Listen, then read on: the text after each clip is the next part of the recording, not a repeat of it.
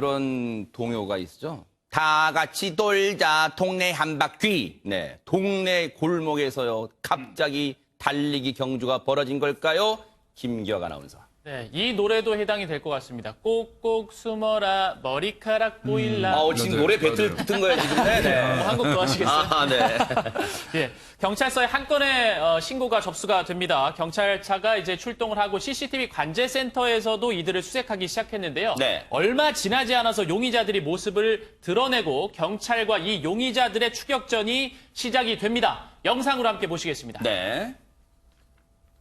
네, 골목길을 배회하고 있는 용의자 5명을 관제센터에서 발견합니다. 그런데 갑자기 CCTV를 보고 포즈를 취합니다. 찰칵! 네, 셀카 찍는 것도 아니고 참 뻔뻔한데요. 어허. 관제센터에서 이들을 추적하자 이를 눈치챈 한 명이 갑자기 방향을 틉니다. 직진을 하다가 우회전하죠. 저 사람들 우리- 죄다 용의자예요? 맞습니다. 어허. 용의자 5명입니다. 네. CCTV가 보고 있으니까 이쪽으로 가자. 어허. 우르르 방향을 바꿔서 움직이는 용의자들. 일부러 CCTV를 의식하지 않고 걸어갑니다. 네. 앞만 보고 가, 걸리지 않게. 어허. 네, 아까 부위하던 용의는 어디 갔죠? 그러니까요. 그리고 코너를 돌자마자 갑자기 호다다다다다다다. 네, 경찰이 갑자기 있었지. 달리기 대회를 시작한 건가요? 네. 오던 길로 되돌아 달립니다. 이들을 보고 있던 관제센터 용의자 한 명은 직진. 네, 3명은 우회전. 어허. 경찰이 이들을 보고 쫓고 있고 용의자 한 명은 빌라로 들어가는데요. 하지만 센서 등이 켜지면서 탄로난 용의자 1. 센서 등의 센스로 검거가 됩니다. 네. 아이고. 자, 이제 나머지 3명을 쫓아야죠. 방금 검거한 용의자가 지나가고 아하. 우회전한 3명. 네. 여기서 또다시 뿔뿔이 흩어집니다. 우선 가장 가까이에 있었던 용의자 2를 추격합니다. 아하. 자, 경찰관이 골목길로 들어가죠. 네. 자, 여기서 또 검거됐군요. 네. 용의자 2는 바로 검거가 됩니다. 나머지 용의자들을 찾기 위해서 그러니까요. 경찰이 샅샅이 골목골목을 수색합니다. 좀만 기다려라. 바로 검거가 되죠. 용의자 3번, 4번 네. 검거됐습니다. 네. 자, 그런데 한 명 어디 갔죠? 5명 아니에요? 네, 아까 5명이라고 말씀드렸는데 네. 자, 쥐도 새도 모르게 사라졌습니다. 알고 보니 경찰차를 마주하는 순간 보셨나요? 안 보이는데요? 네, 다시 한번 보겠습니다. 네. 자, 원래는 5명이 있었는데 이 중 한 명이 네. 옆에 있는 건물로 바로 들어갑니다. 아. 자, 아까 달리기 대회는 그러니까 4명이 했던 거고요. 네. 자, 한 명은 바로 건물로 들어가서 그럼 저 사람 못 사라졌습니다. 잡은 거 아니에요? 그럼 저 사람은 마지막에. 아니죠. 아, 잡았어요? 경찰이 누굽니까? CCTV 관제센터에서 다 보고 있죠. 또 수색할 끝에 이 용의자 5번도 검거를 하게 됐습니다. 네. 그런데 저게요. 오늘 이제 잠시 뒤에 김복준 의원님한테 말씀 들어보겠지만 쉬워 보이지만 쉬운 게 절대 아닐 거예요. 당시 진짜로 저렇게 달리기 경주에 동참했던 출동한 경찰분의 얘기 들어보시고 이어가 보도록 하겠습니다. 강도 상해 사건이에요. 그 조그만한 식으로 그 이제 성인 남성을 이제 한마디로 이제 꼬셔서 그 사람이 나오고 나서 학생들이 이게 이제 불법이니까 돈을 달라고 했는데 그 사람이 돈을 이제 그 주지 않으니까 이제 때려서 돈을 이제 강취를 한 거죠, 한마디로. 피해자가 좀 기절할 정도로 때렸다고는 술 드신 어른을 패고 돈을 뜯어갔다고 이게 그렇게 신고가 된 거죠. 자네들이 약간 좀 당돌하더라고요. CCTV로 보면서 막 윙크하고 뭐 부위하고 막 그러더라고요. 그러다가 골목길로 갔는데 이제 제가 타고 있는 수자차를 봤어요. 보자마자 이게 덧맞히니까 그걸 또 제가 봤죠. 5명을 일만 타지라는 게 좀 쉬운 게 아니거든요. 범죄 발생 시간으로부터 이제 빨리 잡은 거잖아요. 1시간 이내로 잡은 거니까. 그런 게 좀 쉬운 게 아니죠. TV 이제 관제센터에서 인지를 해서 무전을 쳐서 그저 주변으로 몰렸죠, 이게. 한마디로 이제 관제센터에서 잘해줬고, 그리고 그 이제 관제센터에서 실시간으로 무전을 쳐서 주변에서 순찰 중이던 이제 경찰관들이 그쪽으로 이동해서 잡은 거고, 서간에 이제 공조가 잘 된 거죠. 어쨌든 진짜 이 말처럼 쉬운 게 아니에요, 진짜로. 이 현장에 또 크리티컬 타임 그런 게 있잖아요. 골든 타임. 뭐 그런 거에서 출동을 해서 빨리 잡았어요. 그런데 손정혜 변호사님, 지금 보면은 일단은 저 용의자들 몸도 건장해. 대체 잡고 보니까 누구예요? 저 윙크하고 부위했던 남성들 피의자는 고등학생이었습니다. 세상에. 이 고등학생 5명이 인터넷에 접속해서 여자인 척 사진을 올리면서 그 원조 교제할 사람이라면서 성인 남성을 유인하고 꼬여내는데요. 피해자인 30대 남성은 물론 원조 교제 굉장히 잘못된 조치인데 거기까지 유인해 나온 다음에 저 여자들이 나올 줄 알았더니 저렇게 5명의 건장한 학생들이 나오죠. 처음에 이거 불법이다, 원조교제 불법이니까 돈 내놓으시라 저렇게 5명이 모여서 협박을 합니다. 그리고 나서 말을 듣지 않고 돈을 주지 않으니까 무자비하게 폭력을 행사했다라는 것이고요. 그래서 아까 경찰분이 강도 상해 사건이라고 이야기를 합니다. 이 사람들이 폭력을 행사해서 이 피해자 30대 남성으로부터 30만 원 그리고 휴대전화를 강탈한 사건입니다.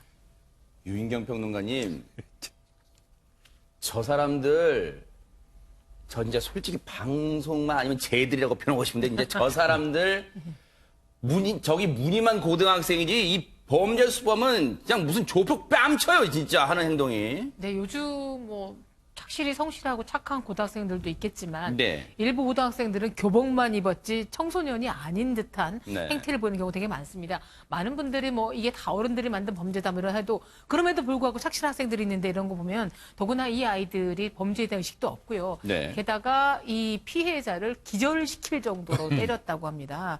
소를 잡아먹을 정도의 청춘들이니까 많이 때리기도 했겠지만 기절갈 정도로, 네. 근데 요즘 청소년에 대한 한심함도 있겠지만 입장을 또 바꿔놓고 생각하면 만약에 진짜로 원조 교제를 여성들이 했다, 여중이나 여고생들이 했다고 치면 걔네들의 친오빠였으면 기절시킬 정도 때려주고 싶었긴 했을 것 같아요.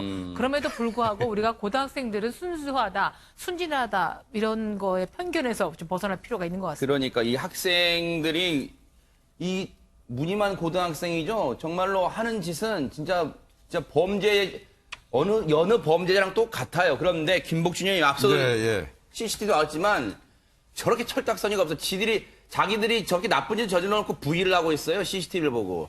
이제 범행한 장소는 뭐 창동 쪽이니까 굉장히 먼 데서 하고 택시를 타고 이미 많은 그 거리를 벗어나서 왔거든요. 그러니까 본인들 생각에는 저렇게 당당하게 꺼덕거리면서 걸어갈 때는 우리들의 범행이 완벽하게 성공했다고 판단했던 것 같아요. 예. 그러니까 가면서 늘 CCTV는 아마 평소에 의식을 했나 보죠. 그러니까 보이니까 뭐 V자 보이고 윙크하고 이랬는데 그때까지만 해도 뭐 자기들이 범행한 거를 모를 거라고 인식을 했던 것 같아요. 그리고 가다가 골목 안쪽에 들어갔는데 갑자기 순찰차가 딱 보이니까 뭐 도둑이 재발절인자고 네. 이거 뭐야 하고 뛰기 시작한 장면 아까 우리 김기혁 아나운서께서 저 중계방송 해준 거죠.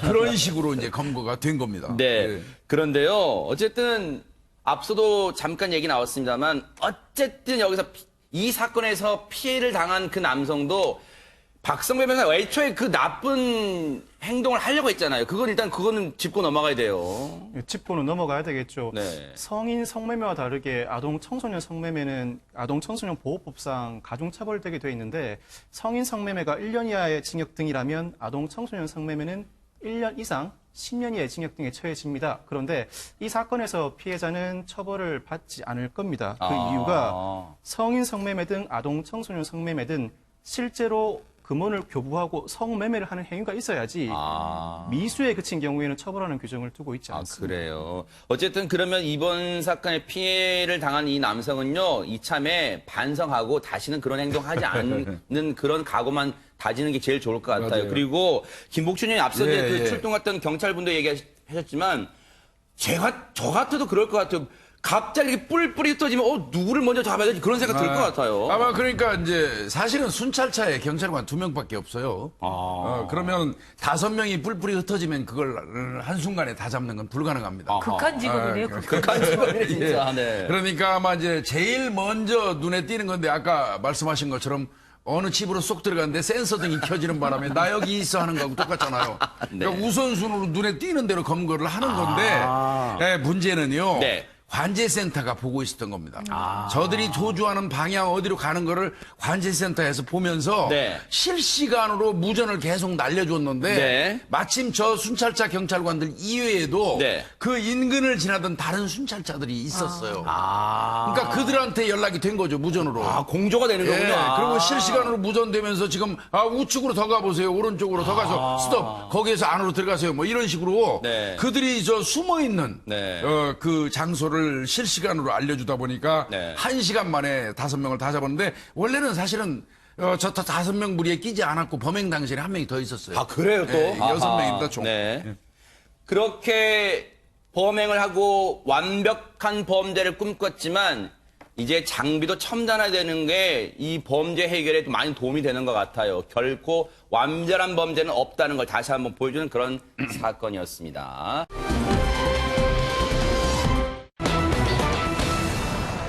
지금 이 인터넷에 보면요. 실시간 검색어에 이 사람 세 글자가 올라와 있어요. 손정혜 변호사님. 네, 라디오 한 시사 프로그램에서 공개된 이야기입니다. 김혜수 씨, 탑스타 굉장히 좋아하는 팬들 많은데요. 김혜수 씨 문제가 아니라 김혜수 씨 모친 이야기입니다. 김혜수 씨 모친이 지인들에게 거액의 채무를 빌리고 갚지 않았다라는 채무 논란이 빚어지고 있는데요. 무려 그 규모가 13억대에 이릅니다. 세상에. 이 13억 상당의 빚을 지고 갚지 않았다라고 지금 채권자들이 피해를 호소하고 있는 상황이고요. 네. 김혜수 씨를 보고 빌려줬다. 김혜수 씨는 관여하지 않았다라고 반박하고 있습니다. 지금 이제 김혜수 씨가 워낙 유명하니까 그래서 그러군요. 김혜수 씨의 이제 어머니가 돈을 빌린 건데 빚을 진 건데 어쨌든 김혜수란 이름 세 글자 석자가 인터넷 실시간 검색어에 지금 1위를 차지하고 막 상위권에 있었어요. 자, 피해를 당하셨다는 분들의 일단 얘기를 좀 들어보시고 이어가 보도록 하겠습니다. 3개월만 빌려달랬기 때문에 이렇게 된 거예요. 근데 지금 조금 더 들어가야 된다. 뭐 털을 닦고 있는데 이게 필요하다. 그래서 또 1,000만 원, 뭐 1,000만 원 이런 식으로 해서 근 1억이 간 상태인데 그런데 나중에는 이자를 안 주기 시작했어요. 그때는 이제 씨가 김혜수 씨의 엄마라는 것만 아는 거죠. 그러니까 연예인인데 그럴 일 없다. 신경 쓸 필요 없다. 걱정 안 해도 된다. 김혜수가 갚을 거라는 생각으로. 처음부터 김혜수 엄마기 때문에 줬지 김혜수 엄마만 보고 준 건 아닌데 이렇게 해서 당한 거구나. 어쨌든 그거 같이 있을 때 줬으니까 걔도 책임이 있지 않을까. 자, 이제 어쨌든 김혜수 씨의 직접적으로 돈을 빌리는 행위는 김혜수 씨 어머니가 한 거예요. 그러면 김기혁 아나운서, 네. 김혜수 씨의 어머니도 이 사실을 인정하고 있습니까 혹시? 이날 방송된 그 내용에서는 그 아까 피해자의 목소리를 들어보셨지만 네. 김혜수 씨의 모친 음성 파일도 공개가 됐습니다. 아, 그래요? 어허. 예. 피해 금액이 13억 원, 뭐 인정 정도를 넘어서 그러니까 피해 금액이 13억 원이라는 것도 본인이 그 인정을 하고 있고 또 직접 본인이 얘기를 하는 거예요? 본인이 직접 얘기를 했습니다. 네, 그 음성 파일을 함께 들어보시죠. 네. 20억은 안 되고 13억 정도 되더라고요. 돈은 그러면은 거기는 그 제일 많죠. 2억 5천. 2억 5천. 그 소송하고 뭐 그러시는 건 아니시죠? 이제 하시려고 그러는데 이제 지금 서울 의원이다 보니까 못하시죠. 그러면 사실 연수 따지면 한뭐 7번, 8번 이렇게 되는 건가요, 그럼? 그 정도예요. 이분들이 해서 없는 거 보여줬겠죠. 그죠?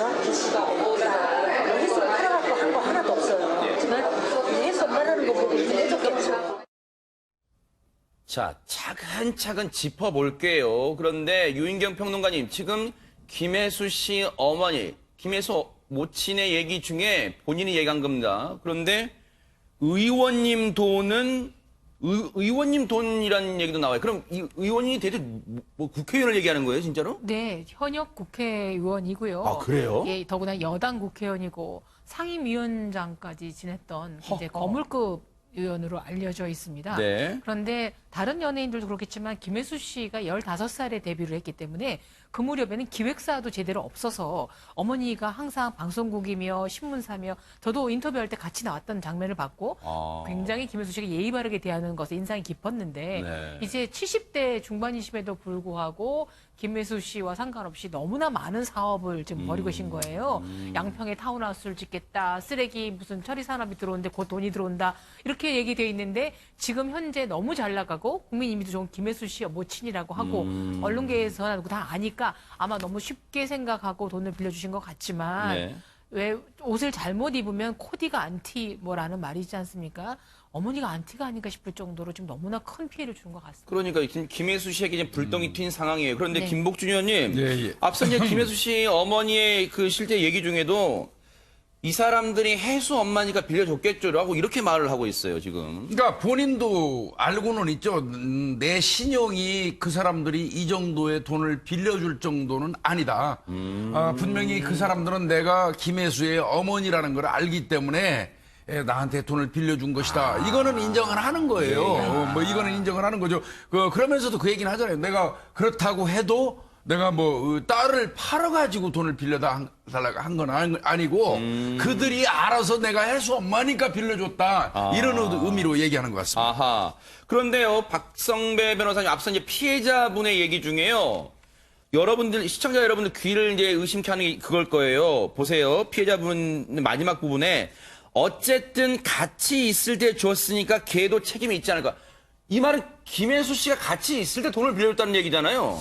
그러니까 이분 말씀 중에 같이 있을 때라는 의미가 모녀가 같이 거주할 때를 의미하는지 아니면 관계가 원만할 때를 의미하는지 분명하진 않습니다. 현장에 같이 있었다는 의미 같아 보이지는 않고요. 그래요? 결국은 그 취지가 김혜수의 존재를 믿고 돈을 빌려줬다는 것으로 보이는데 이 정도 사안으로는 김혜수 씨가 직접 법적 책임을 질 사안은 아닙니다. 이유가 민사상 변제 책임을 지려면 차주, 즉 직접 돈을 빌리는 자여야 되는데 차용증을 작성했다고 하지 않습니까? 네. 그 차용증에 김혜수의 어머니뿐만 아니라 김혜수 씨도 공동 차주나 연대 보증인으로 들어가 있거나 아하. 차용증에 기재가 돼 있지 않으면 네. 실제로 서면에 기재되지 않더라도 실제 차주는 김혜수라는 걸 입증하지 못하는 한은 김혜수 씨가 직접 법적 책임을 지지는 않을 것으로 보입니다. 여기에 대해서 김기혁 아나운서, 김혜수 씨 혹시 입장 같은 건 나왔어요? 네, 김혜수 씨 측이 이른바 속칭 B2라고 하는 이번 사건에 대해서 공식 입장을 밝혔습니다. 아, 그래요? 네. 공식 보도 자료를 제가 네. 읽어드리겠습니다. 그럴까요? 네네. 네, 김혜수의 어머니는 이미 10수년 전부터 많은 금전 문제를 일으켜왔습니다. 네. 어머니가 벌인 일과 관련해서 김혜수는 내용을 전혀 알지 못하고 관여한 일이 없을 뿐만 아니라 어떤 이익을 얻은 바가 없는데도 어머니를 대신해 변제 책임을 떠안아 왔습니다. 일단은 이 입장이라는 게 김기혁 아나운서 무슨 소속사가 낸 게 아니라 법률 대리인이 냈다면서요? 법률 예, 대리인. 예, 맞습니다. 그러니까 김혜수 씨 입장이라고 봐도 되는 거잖아요. 네, 맞습니다. 네. 네. 그러면서 이 법률 대리인이 김혜수 씨하고 김혜수 씨 어머니하고 연을 끊는 사연까지 뭐 얘기했다면서 가정사까지. 네, 맞습니다. 네. 2012년쯤에 김혜수 씨가 당시 그 전 재산으로도 감당하기 힘들 정도의 그 막대한 금액을 어머니가 빚을 졌다는 거예요. 그래서 그거를 본인이 계속 부담하고 있었는데 그걸로 인해서 어머니와 불화를 겪게 됐다고 합니다. 그래서 어머니와 앞으로는 이제 금전적인 문제를 일으키지 않겠다. 그런 네. 약속을 받아내는 과정에서 어머니와 연을 끊게 됐고, 근데 그 이후에도 과거에 이제 이미 발생했던 이런 빚에 대해서는 또 오랜 시간 동안 김혜수 씨가 또 부담을 했었다고 합니다. 네. 어쨌든 손정혜 변호사님, 김혜수 씨가 어머니의 이 금전 문제 때문에 오랜 세월 고생했다는 게 지금 입장문 보면 나와 있네요, 지금. 오죽했으면 친어머니인데 관계를 단절할 정도로 그러니까요. 연락을 끊었겠어요. 하다 도저히 안 되겠다라고 결단을 내린 게 아닌가 싶고요. 오랜 시간 소가리를 했을 겁니다. 그리고 김혜수 씨 입장에서 엄마랑 이렇게 관계가 좋지 않다. 엄마가 이런 사람이다. 대외적으로 공표하기도 어렵잖아요. 그러네요. 그래서 본인이 어떤 조치 끝에 더 이상 내가 이렇게 해결해 주다가는 피해자를 양산할 뿐만 아니라 나 역시도 존립이 이기가 생기겠다라고 생각해서 8년 전부터 연락도 하지 않는다는 것이고요. 네. 지금 이 문제가 드러나니까 뭐라고 얘기하냐면 또 가족과 아무런 상의 없이 이런 문제를 야기했구나 또라고 생각을 했었을 겁니다. 그래서 이번에는 법률 대리인을 통해서 대중들에게도 우리 엄마가 이렇게 사업상 채무를 졌지만 나랑은 관련이 없다라는 걸 명확하게 인지하고자 하는 입장이 있지 않을까 생각이 들고요. 네. 본인은 결탄코 어머니가 했던 최근의 일에 개입한 적이 없다. 명확하게 입장을 밝히고 있고요. 네. 채무에 대한 당사자는 내가 아니라 어머니다라고 명확한 입장을 밝히고 있는 상황입니다. 그 앞서도 말씀드렸지만 이 입장문은 김혜수 씨의 입장이라고 해도 똑같다고 해도 됩니다. 왜냐하면 법률 대리인을 통해서 공식 입장을 낸 거예요. 그런데 유인경 평론가님, 예전에도 이제 뭐 실명을 밝히지 않겠습니다만 모 연예인이 비투 논란이 일었을 때 그 가정사, 자신의 가정사까지 공개하는 지경에 이르는데 지금 김혜수 씨도 지금 가정사, 불국진 가정사를 또 얘기하게 됐어요, 지금. 예, 근데 많은 연예인들이 비투 때문에 뭐 아버지나 어머니나 혹은 뭐 오빠나 뭐 이런 분들 때문에 하고 있는데 마이크로 다시 아마 그때 촉발이 된 것 같습니다. 좀 다른 건 뭐냐면 마이크로 다 부모님이 지인들의 돈을 꿔서 마이크로 다 성장에 도움이 됐습니다. 좀 갚을 의미도 있는 것 같아요. 근데 김혜수 씨의 어머니는 김혜수 씨에게 그 남들의 꾼 돈으로 해준 게 없어요. 사실은 그 전에도 채권자들이 고소를 해서 대법에서 무죄 판결을 받았습니다. 김혜수 씨가 책임질 이유가 없다는 판결을 받았기 때문에 아마 자신 있게 얘기를 한 것 같고요. 김혜수 씨가 지금 동생도 굉장히 많아요. 모든 동생들의 성장에 도움을 준 걸로 남동생이 한 알고. 2명 있지 않아요? 아, 더 됩니다. 아, 더 됩니까? 오남매 장녀인가 그럴 겁니다. 네. 그래서 저는 또 문제는 김혜수 씨 어머니만이 아니라 많은 주변의 사람들이 연예인 엄마, 연예인 아버지 달려들어서 이런 사업 있습니다. 뭐 자식해주지 않겠습니까? 근데 70 몇 세 분이 하실 수 있는 일이 아니에요. 지자체랑 MOU를 맺었네, 그렇죠. 뭐 리조트를 했네. 이런 데에서 그 끌어들은 이런 나쁜 분들도 좀 제발 자각을 해주십시오. 여러분들 그러시면 안 됩니다. 이거는요, 김복준 의원님. 예. 이거는 명명백백하게 좀 가릴 수가 있습니까? 어떻습니까? 이 부분은? 네, 이거는 뭐 어차피 제가 볼 때는 사기죄로 의율하기는 어려울 겁니다. 기본적으로 법인격이 각각 다르잖아요. 김혜수 씨 따로 있고 어머니 따로 있는 거기 때문에 네. 예, 다르고 또 이 어머니가 이야기한 걸 들어보면 거의 확신에 차 있더라고요. 예. 그 얘기를 들어보면 요번에 이 경기도 포천에 있는 포천시청하고 쓰레기를 태워서 뭐 이 에너지를 양산하는 MOU를 맺어서 조만간 뭐 8억이 나오네. 뭐 무슨 인도네시아인가 어디에 그 광물 그거 개발이 뭐 그 허가가 돼가고 400억이 조만간 나오네. 그런데 본인은 철저하게 그게 실제로 실현될 걸로 인식하고 있는 것 같아요. 그래서 그 부분을 좀 따져봐야 될 것 같고 오히려 저는 네. 그 이 어머니 옆에 누군가 다른 사람이 있지 않나 이런 생각이 자꾸 들거든요. 모두게 동업자들. 그래서 한편 또 이 어머니도 피해자일 수도 있겠다는 걸 막연히 좀 생각을 해봤는데 네. 그건 이제 경찰의 몫이고요. 네. 저는 이 얘기는 좀 꼭 하고 싶어요. 뭘까요?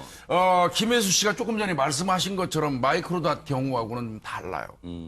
그 경우는 어떻게 보면 빌린 돈을 가지고 외국으로 도주해서 그 돈으로 호의호식하면서 아이들 오늘날 그들을 키워내는데 기여했잖아요. 그렇지만 이 경우는 같이 살면서 오늘날의 김혜수를 키우는데 과연 들어간 돈이냐.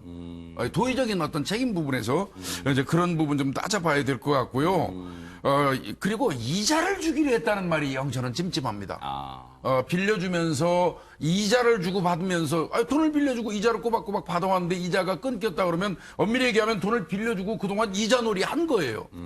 그런데 그 빌려간 사람이 결국 이자도 못 갚고 원금도 상환하지 못할 정도가 되니까 결국은 언론을 통해서 빌려간 사람의 딸이 유명인이라는 이유로 이렇게 하는 거 이것도 좀 보기에 따라서는 불편할 수 있거든요. 그래서 저는 비투 관련돼서는 솔직히 얘기해서 저는 좀 조금 부정적인 개인적으로는 그렇습니다. 네. 그 시각을 가지고 있는 사람인데요. 네. 더더군다나 이제 과거부터 빚을 좀 변제해왔다고 그러잖아요. 네. 계속 부담해왔다고 그러니까 그건 좀 구분해서 해야 되고요. 네. 경찰에서는 분명히 이건 따질 거예요. 돈을 빌려갈 당시에 내가 양평에 있는 타운하우스를 짓는데 네. 거기에 들어가는 비용으로 필요하니까 돈 좀 빌려주십시오 하고 돈을 가져갔을 거예요. 그러면 실제로 그 빌려간 돈이 타운하우스로 들어갔는지 용도에 맞게 그거 따져봐갖고 그게 아니라면 사기죄 개연성도 따질 겁니다. 박성배 변호사님, 사실 이제 비투 문제가 나올 때마다 그런 얘기를 많이 해요. 예전에 뭐 마이크로다치도 그때 그런 얘기 있었습니다만은 이 비제 연좌제냐, 이게 과연 옳은 거냐, 그리고 이게 법률적으로 맞냐, 뭐 이런 여러 가지 얘기들이 나왔었습니다. 이번 건은 어떻게, 어느 관점에서 봐야 되는 거예요? 이 사건의 경우에는 민사상 책임이야 김혜수 씨 어머니가 당연히 부담을 해야 될 것인데 형사상 책임도 사실 성립할지 여부는 아직까지는 불분명해 보입니다. 왜냐하면 변제 의사와 능력이 있었는지 없었는지가 형사상 책임을 가르는 기준이 되는 것인데 돈을 빌릴 때 이미 돈을 빌려주는 사람한테 내가 어디에 쓸 것이라고 정확하게 고지를 했고 그 용도에 따라 쓸 것을 믿고 빌려줬지 않습니까? 그 용도에 전혀 사용하지 않았다면 사기죄가 될 것이지만 그렇지 않다면 형사상 책임도 묻기는 어렵지 않을까. 결국은 민사상 책임만 남게 되는 것인데 김혜수 씨의 어머니가 형사상 책임을 지더라도 김혜수 씨와는 직접적인 관련이 없고 민사상 책임을 김혜수 씨의 어머니가 진다고 하더라도 현재로서 김혜수 씨가 직접 그 책임을 공동 부담해야 할 이유가 없지요. 더더군다나 도의적 책임 문제 면에서도 실제로 이미 성인이 된 상황에서 또 활발하게 활동하고 수입이 상당히 있는 상황에서 어머니가 별도로 사업을 하는 과정에서 돈을 빌린 데 대해서 성인인 자녀가 책임을 져야 하는지 도의적 책임 부분에서도 사실 다소 자유로운 상황이 아닌가 싶어서 네. 법적으로도 김혜수 씨가 책임을 질 부분이 없어 보이고 네. 도의적 책임에서도 다소 벗어나 있는 것 같아 보이는 게 사실인 것 같습니다. 네. 이번 사건을 접하고요. 많은 분들도 이 관심과 걱정을 보이고 있을 텐데 김기혁 아나운서, 네티즌들의 풍향계는 어떻게 나타나고 있습니까? 네, 누리꾼들은 이 딸의 유명세를 악용한 모친에 대해서 탄식을 금치 못하고 또 김혜수 씨에게는 위로를 전했습니다. 이 팬클럽 측에서도 입장을 또 밝혔는데요. 그래요? 현행법상 이제 팬클럽에서도 이렇게 얘기합니다. 현행법상 자식이 살아있는 부모의 뭐 빚을 상속하도록 규정하는 것은 없다. 규정하는 법은 없다. 향후에 그러니까 김혜수 씨가 어떤 행동을 취하더라도 우리는 김혜수 씨의 의견을 존중하겠다라고 말했습니다. 뭐 지금 상황에서는 김혜수 씨에 대한 어떤 이 응원과 동정 여론이 일단은 좀 많은 것 같지 않나 이런 생각해 보고요. 이 사건이 좀 어떻게 흘러갈지도 지금 계속해서 따라붙어 보도록 하겠습니다.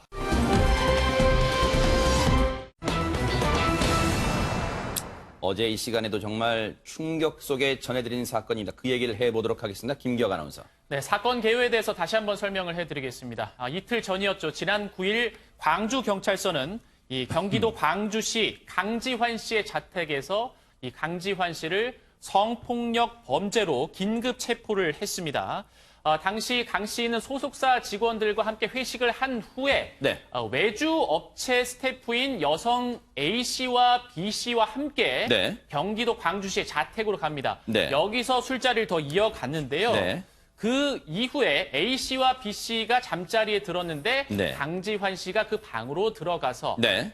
성폭행을 하고 성추행을 했다. 네. 라는 진술까지 이제 나와 있는 상황이었습니다. 네. 근데 이 해당 신고는 이 방 안에서 잠자고 있던 여성 한 명이 친구에게 도와달라는 문자로 인해서 경찰에 네. 신고가 들어가게 됐습니다. 그 친구는 또 서울에 있었던 친구였어요. 네, 그리고 맞습니다. 어제 여기까지 저희가 전해드렸는데 어제 전해드린 내용에서 하나 정정하고 수정하고 일단 시작을 할게요. 어제 상황에서 이 두 여성은 강지환 씨와 같은 소속사에 있는 직원으로 알려졌습니다. 애초에 알려졌어요. 그런데 더 자세히 알아봤더니 해당 소속사는 아니고 외주 업체 스태프랍니다. 그 점을 일단 정정하고 얘기를 이어가 볼 텐데 당시 그 사건이 벌어졌던 강지환 씨 자택 인근 주민들 얘기 한번 들어보시고 이어가 보도록 하겠습니다.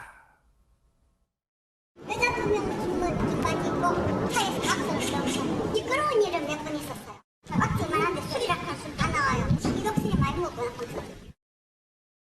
일단 주변 분들 얘기도 술은 진짜 많이 마셨다라는 게 일단은 전해지고 있어요. 그런데 유인경 평론가님, 어제 체포된 게 9일 밤 10시 50분쯤이니까 어제는 10일이었어요. 그러면 어제는 술이 깨고 맨정신에서 좀 집중 조사를 받았을까요? 어떻습니까?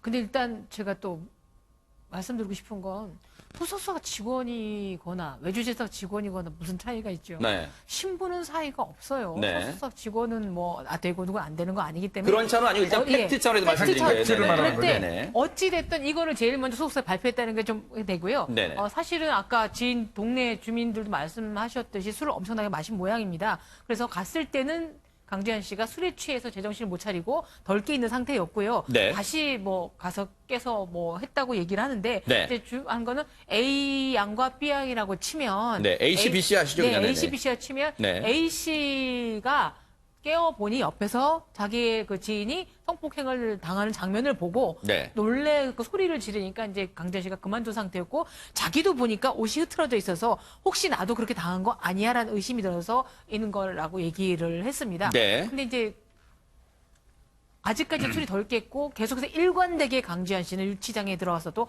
술 취해서 하나도 기억이 안 난다. 네. 아무런 기억이 안 눈을 떠봤더니 여성들이 있던 방이더라. 네. 이 얘기만 하고 있는데 경찰에서는 이 두 여성도 일관된 진술을 하고 있다고 얘기를 네. 합니다. 네. 얼마나 마셨는지는 모르겠습니다만 앞서 인근 주민분들이 목격한 걸로 술병이 엄청나게 많이 나왔다는 걸로 봐서는 꽤 음주가 된 것 같아요. 그런데 김복준 의원님, 예.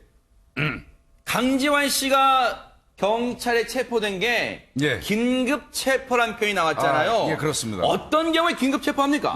긴급 체포 요건이 한 몇 가지가 있어요. 첫 네. 번째 이제 범죄의 중대성이에요. 네. 이 범죄의 중대성 같은 경우는 사형, 무기징역, 무기 금고, 장기 3년 이상의 형에 처해질 만한 죄를 지었을 때 이게 범죄의 중대성이고 혐의의 이제 충분성이 있어요. 아, 그래요? 이거는 이제 경찰이 현장에 나가서 봤을 때 죄를 범했다고 의심할 만한 충분한 어떤 상당한 이유와 근거가 있는 경우예요. 아마 제가 판단할 때는 그래 이 어제 긴급 체포된 이유는 범죄의 중대성과 혐의의 충분성이 충족된 걸로 보여요. 뭐 그 이외에도 이제 뭐 체포의 필요성이라든지 체포의 긴급성 같은 게 존재하는데 네. 두 가지 요건이 이제 이 아마 충족이 되니까 경찰 입장에서는 현장에서 일단 그 긴급 체포를 한 걸로 보이거든요. 뭐 신고 과정이 어제 방송이 됐는지 모르겠는데요. 피해 여성이 전화를 한 거는 그 피해 여성의 친구, 서울에 있는 친구예요. 네. 네. 서울에 있는 친구는 서울지방경찰청으로 신고했어요. 서울지방경찰청에서 위치 추적해갖고 경기도 광주경찰서로 사건을 이첩한 겁니다. 아하. 이첩하는 경찰관은 이거는 감금 내지는 무슨 상당히 그 문제가 있다고 본 거예요. 갇혀 있다고 하니까. 네. 그러니까 뛰어들어간 거거든요. 아하. 그래서 제가 볼 때는 뭐 그 현장에서 긴급 체포한 거는 요건에 뭐 부합하지 않는 건 없는 것 같습니다. 네. 그러다 보니까 혹시라도 일각에서 제기되는 손정혜 변호사님, 이거 증거가 있을까라고 혹시라도 생각하는 분들 있을 텐데 그 부분에 대해서 말씀 좀 해주세요. 그런데 현재 네티즌들이 본인의 어떤 주관적인 의견으로 이 사건은 이럴 것이다 저럴 것이다 하면서 공방을 하면서 네. 이야기를 하고 있는데 매우 위험한 발상이죠. 아하. 왜냐하면 법조인들도 성범죄의 진실을 찾아가는 게 수사 과정에서 굉장히 어렵다. 재판 과정에서 또 바뀌는 경우도 있거든요. 결과가. 그래서 저희가 침착하게 이 사건을 지켜볼 필요가 있습니다. 아하. 과거에 뭐 연예인 사건에서도 사실 막 비난을 받다가 또 결국 무혐의 무죄가 나오는 사건도 네. 있었고요. 반면에 정말 범죄의 피해자였는데 그 피해를 주장하는 여성들에 대한 2차 가해가 난무해서 오히려 명예훼손의 피해로 정신적 고통을 줬던 사건도 있습니다. 그래서 요만한 사실관계를 가지고 우리가 단언해서 어떻게 평가를 내리긴 굉장히 어려운데 현재 피해를 주장하는 여성 2명이 해바라기 센터에 가서 피해 주장을 하고요. 진술의 신빙성이 핵심입니다. 아하. 그리고 성폭력 사실을 확인하기 위해서 관련된 검사를 진행하고 있고 네. 조사 결과까지 한 일주일 정도 나온다라고 하니 저희가 이럴 것이다 이럴 것이다 하지 말고 강 씨에게뿐만 아니라 저 여성 2명에게도 지금 굉장한 명예가 달려있는 문제이기도 하고요. 네. 피해 사실이 맞다면 공격하시는 분들은 다 범죄입니다. 아하. 2차 가해를 자행하지 말고 제가 조사 결과까지 차분하게 기다릴 네, 필요가 있습니다. 정말로 중요한 말씀 해주셨고요. 일단 피해 여성, 피해를 주장하시는 여성이라고 일단 할게요. 표현을 그렇게 하겠습니다. 피해를 당했다고 주장하신 여성 2분의 진술이 지금까지는 경찰에서의 진술이 엇갈리는 부분이 없다고 일단 전해지고 있어요. 일단 이 부분은 중요해 보입니다. 그런데 박성배 변호사님 긴급 체포했다고 해서 이 강지환 씨를 무작정 일주일 데리고 있을 수는 없잖아요. 그럴 수는 없죠. 강지원 씨가 이틀 전 늦은 시간에 체포가 됐죠. 그리고 곧바로 체포가 되면은 술에 취해 있었더라도 간이하게라도 조사를 합니다. 아하. 그리고 입감된 상태에서 잠을 자고 술이 완전하게 깬 상태에서 2차 조사를 진행하는 게 일반적인 조사 방식인데 네. 2차 조사가 원래 어제 오후 2시에 예정이 됐다고 합니다. 그런데 강지원 씨가 2차 조사, 즉 본격적인 조사를 앞두고는 변호인 입회하에 조사를 받겠다는 입장을 밝혔다고 변호인, 합니다. 그래서 변호사를 선임을 했고 네.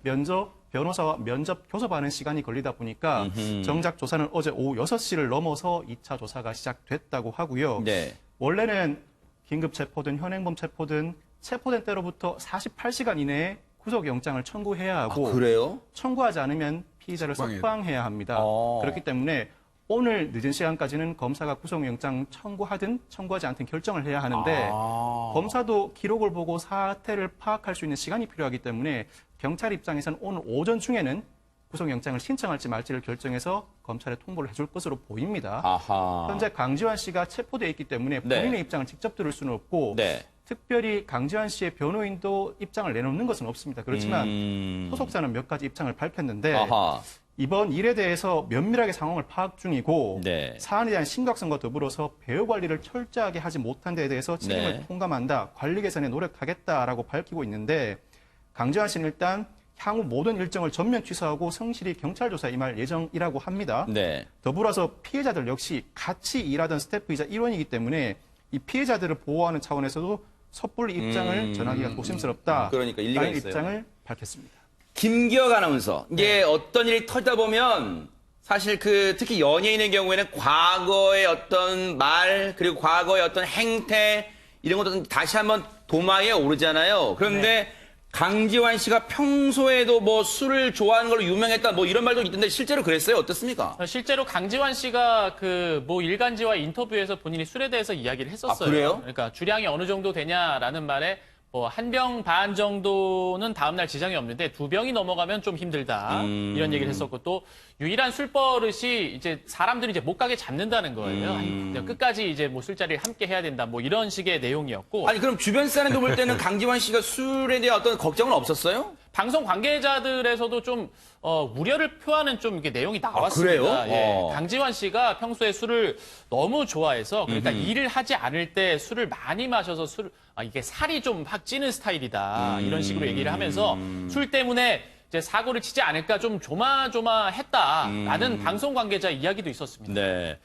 사실은 이제 강지환 씨는 이런 표현이 이제 적절할지 모르지만 무슨 한물간 스타 이런 게 아니에요. 실제 왕성하게 활동을 하고 있는 사람이었고 손정혜 변호사님 실제로 모 방송사의 주연으로 이 드라마가 방영되고 있는 와중에 이게 터졌잖아요, 지금. 현재 드라마가 방송 중인데 지금 주연이죠. 조연도 아니고 주연이 이런 사건으로 수사를 받고 곧 구속영장 청구 검토를 한다라는 이야기까지 돌려서 방송 관계자들도 지금 비상이 걸려있는 상황입니다. 왜냐하면 20부작 드라마인데요. 지금 10부작 정도 방송이 송출됐고 이번 주까지는 촬영을 마쳤는데 다음 주부는 이번 주 금요일부터 촬영이 다시 개시돼야 되는 상황이라고 합니다.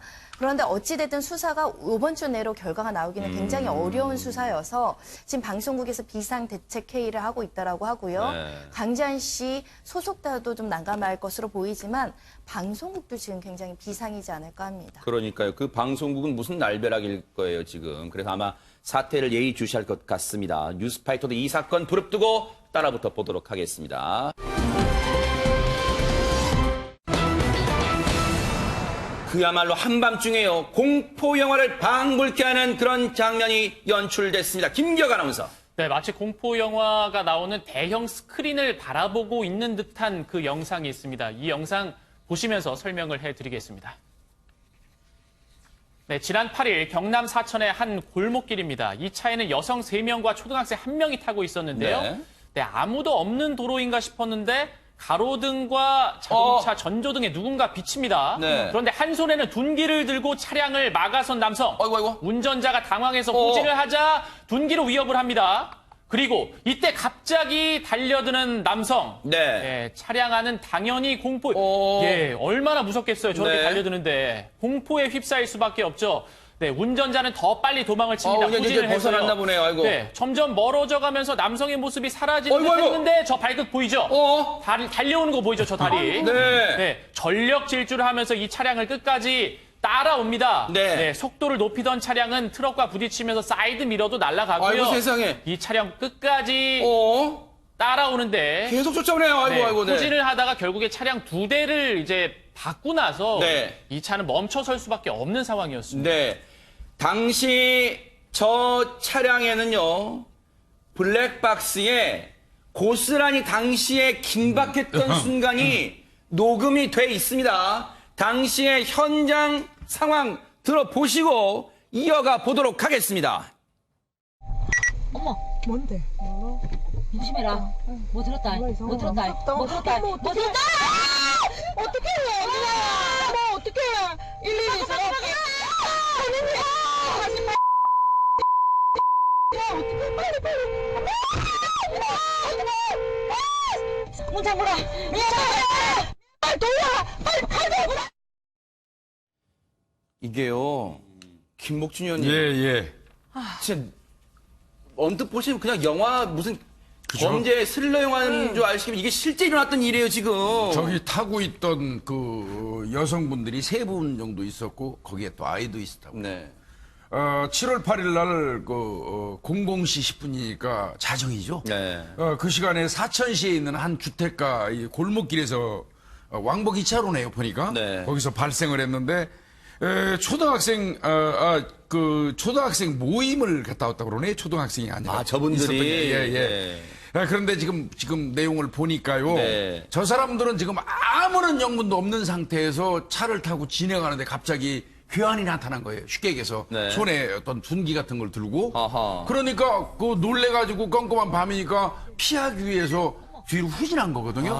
후진해서 상당 거리까지 피신을 했음에도 불구하고 달려오잖아요. 전속력에서. 그리고 이제 아마 차가 서면서 막 경적을 크게 울리니까 인근에 있는 주민들이 좀 나타났나 봐요. 아하. 그러니까 저 사람이 들고 있던 둔기를 탁 버렸단 말이에요. 아하. 그리고 경찰은 4분 만에 현장에 왔어요. 그러니까 네. 빨리 오긴 온 겁니다. 네. 그리고 이제 이 사건이 이제 종료가 됐는데 네. 이제 그 다음 이 처리되는 내용에서 문제가 좀 생긴 네. 거죠. 당시에 저 상황이 이제 주택가 이면도로다 보니까 이 차량을 후진해서 저 현장을 빠져나가다 보니까 속도를 못 낸 거예요. 차량을 어떻게 돌려서라도 직진해서 했으면 빨리 벗어날 수 있었을 텐데 저렇게 속수무책으로 저 상황을 맞이할 수밖에 없었습니다. 이분들이요, 얼마나 놀라셨을까요? 그 얘기 들어보시고 이어가 보도록 하겠습니다. 그 사람의 눈에서 살기가 너무 보였고 같이 있는 일행들은 다 죽을 것 같은 느낌을. 아이가 새벽에 경기를 나면서 엄마 무서워, 엄마 어디 가지 마. 지금 계속 그러고 있는 상태예요.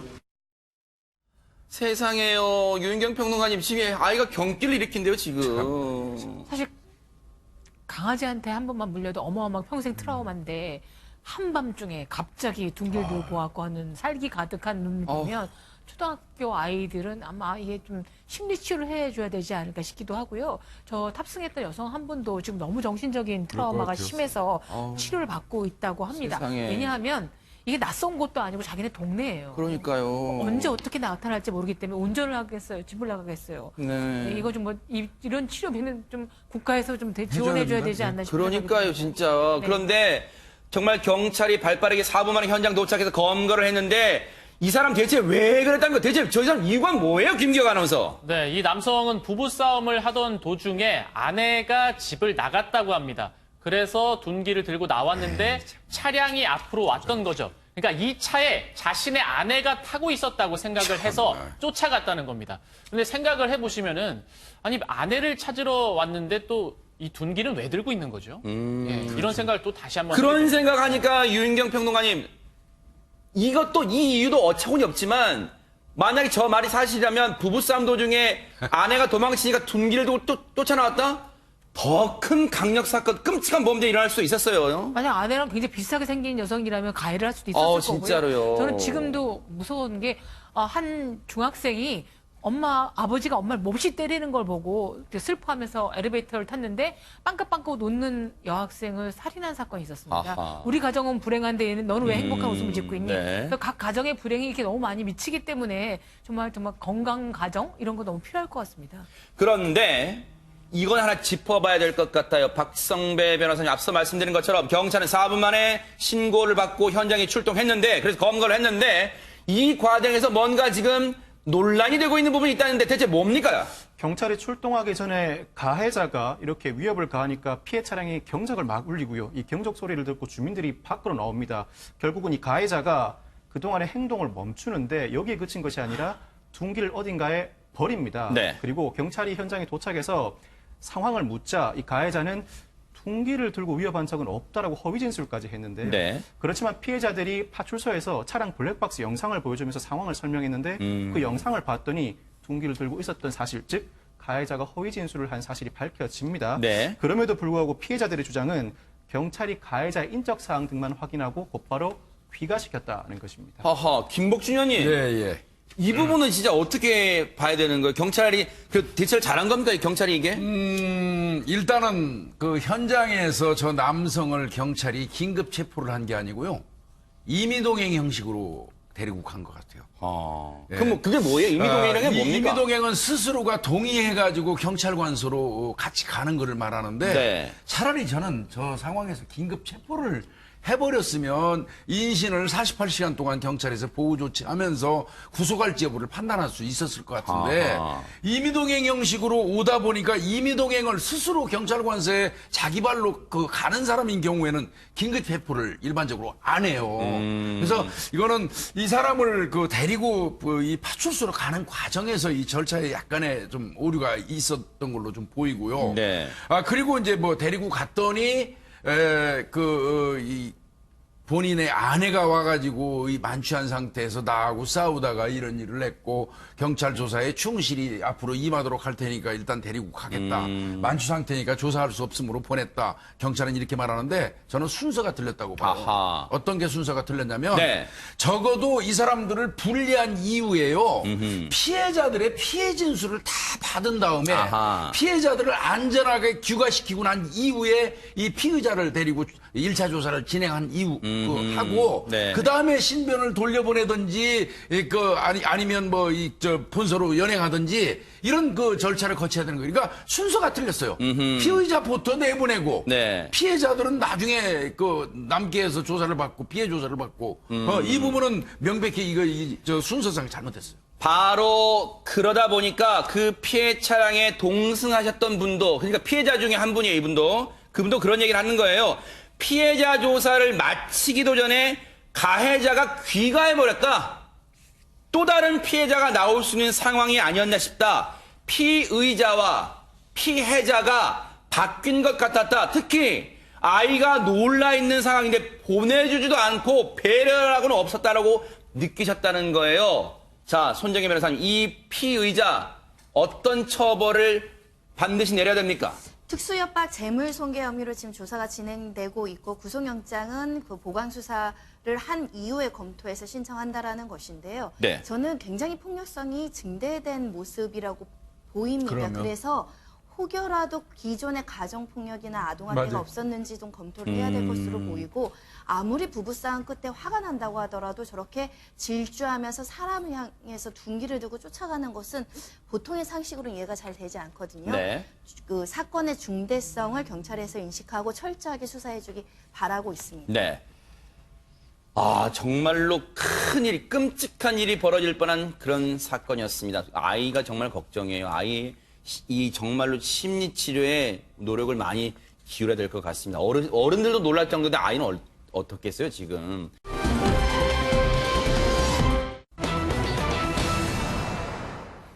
오늘 대법원에 많은 분들의 관심이 쏠릴 것 같습니다. 박성배 변호사님. 가수 유승준 씨가 17년 만에 대한민국 땅을 밟을 수 있을지 여부가 오늘 대법원 선고로 결정이 됩니다. 오늘 오전 대법원은 유승준 씨가 제기한 행정소송에 대한 상호심 재판 선고를 할 예정입니다. 네. 당초에 유승준 씨는 자신에 대한 무기한 입국 금지 조치가 부당하다며 지난 2015년에 LA 한국 총영사관을 상대로 비자 발급 거분 처분 취소 소송을 냈고요. 네. 1심, 2심에서는 모두 유승준 씨가 패소했고 아하. 바로 오늘 오전 대법원 상고심 선고가 열릴 예정입니다. 자, 뉴스파이터 방송 중에 선고 결과가 나올 수도 있어요. 왜냐? 조금 전에 10시에 대법원 법정 2호 법정에서 이미 선고가 시작됐을 겁니다. 뉴스파이터 방송 중에 결과가 나올 수도 있습니다. 그런데 어쨌든 이 얘기를 이어가 볼게요. 손정혜 변호사님, 유승준 씨는 2002년부터 대한민국 입국 금지 조치가 돼 있었죠? 네, 2002년 1월에 그 보충협 판정을 받고 나서도 해외여행을 좀 해외 갔다 오겠다. 뭐 네. 해외 어떤 공연도 있고 가족들, 지인들 만나러 가겠다고 해서 허가를 해줬죠. 허가해서 갔다 왔는데 돌아오지 않습니다. 미국 시민권을 취득하고 군대에 가지 않겠다라고 밝히면서 이제 이 문제가 시작이 됐는데요. 그 당시에 이제 법무부에서는 네. 출입국 관리법 11조에 의거해서 유승준 씨에 대한 입국을 제한해야 된다라고 이야기를 했고 그로부터 지금 입국 제한 조치가 풀리지 않고 있는 상황이고요. 네. 이 11조를 말씀드리면 대한민국의 이익이나 공공의 안전을 해칠 우려가 있는 경우에는 입국을 제한할 수 있다. 이 규정에 의해서 유승준 씨는 입국 제한이 된 상태입니다. 네. 그러니까 어쨌든 이게 되게 중하게 본 거예요. 그런데 앞서도 말씀드린 것처럼 2002년에 입국 금지 조치를 당했을 당시에 유승준 씨의 얘기 들어보시고 이어가 보도록 하겠습니다. 그 금지가 나왔다는 거는 저한테 너무나도 유감이고 또 난감합니다. 또 세계로 뻗어나갈 수 있는 그런 기회가 시민권을 따면은 이루어질 수 있기 때문에 저는 또 미국에 살고 있던 사람이기 때문에 시민권을 자연스럽게 미국에 살고 있는 그런 영주권자로서 신청을 해놓았던 것입니다. 2년 반 동안의 그 공익 근무를 하고 나면 제 나이가 거의 30이 됩니다. 너무나도 나이가 있고 또 댄스 가수의 생명이 짧은 거를 제 자신이 너무나도 잘 알기 때문에. 유인경 평론가님, 지금 와서 저 영상을 다시 보니까 이런 생각이 들어요. 저 때는 유승준이라는 사람이 사태 심각성을 저 순간에 인지하지 못한 것 같아요. 사실 헌법보다 더 무서운 게 국민 정서법입니다. 그렇죠. 저분이 국민 정서 너무 몰랐던 게 뭐냐면 그동안 90년대에 인기 스타로 했을 때 너무나 바른 청년, 건강한 청년, 그리고 막 누가 시키지도 않는데 공공이 군대 갑니다. 저 곧 갑니다. 뭐 이렇게까지 얘기를 했던 사람이 홀연 외국 갔다가 국제적인 세계적인 활동하려면 시민권이 필요할 것 같아요.